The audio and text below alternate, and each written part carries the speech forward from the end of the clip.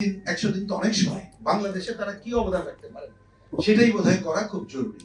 কারণ এটা আমাদের জন্য একটা নিদর্শন, কারণ তারা তো এই আন্দোলনের কারণেই জেলে গেছিল। তাদেরকে সম্মানিত করা মানে ওই শুধু ব্যক্তিদের না, আমাদের পুরো আন্দোলনকে সম্মানিত করা, সেই দাবিও আমি করলাম। এবার আমি প্রবাসীদের সম্পর্কে আরেকটা দুইটা কথা বলেই আমি মূল আলোচনা এবং আর একটা কথা বলবো। এখানে যে আলোচনাটা এসেছে সেটাও খুবই গুরুত্বপূর্ণ। সে আলোচনার যদি আমি বুঝে থাকি যে আমাদের প্রবাসে যে ভাইরা আছেন, এখানে অন্যরা আলোচনা করছেন, রিপিট করার দরকার নেই।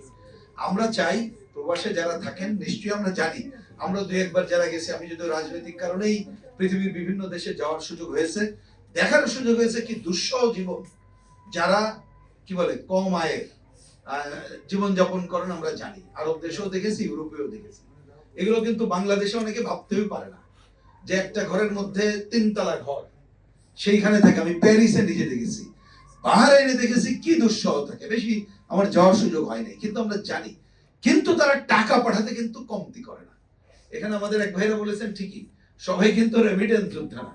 কেউ কেউ এখান থেকে টাকা তার সাথে অন্য দেশে পাঠায়, কেউ কেউ ওই দেশে আছে তার টাকার খনি বাংলাদেশ, এইটা থেকে নিয়ে যায়।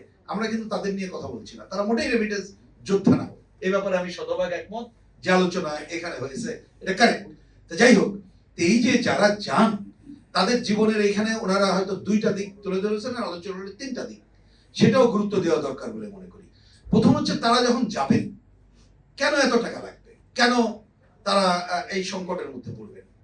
হ্যাঁ, বিভিন্ন দলীয় সরকার থাকলে বলা হচ্ছে যে তারা তাদের মন্ত্রী থেকে শুরু করে কে না, এটা আমরা জানি, তারা এইখানেই যদি বলেন কমিশন ভোগের দায়িত্ব পালন করেন।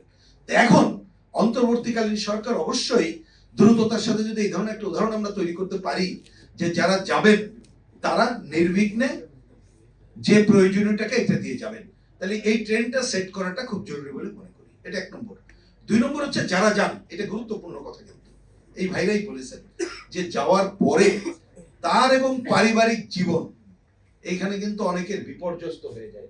তা সেটা কি করণীয়, তাদের সাথে কথা বলে যা করার আমি আশা করবো অন্তর্বর্তীকালীন সরকার সেই ট্রেনও সেট করবে। এটা খুব জরুরি কাজ বলে আমাদের কাছে মনে হয়। আরেকটা কথা, সেটা আরো গুরুত্বপূর্ণ, সবই গুরুত্বপূর্ণ। যখন ফিরে আসেন তাহলে এখানে এসে আসলে একটা পর্যায়ে জীবনে টাকা থাকলেই সবকিছু থাকে না।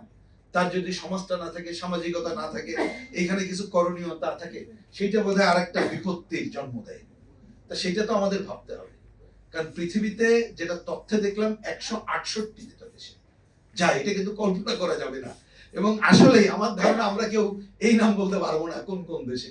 আমি একবার পর্তুগাল থেকে যখন ফিরছি, 2-3 জন এসে সালাম দেওয়ার পরে এমন এমন দেশের নাম কথা বলেন, আমি জীবনে ওই দেশের নাম শুনি নাই।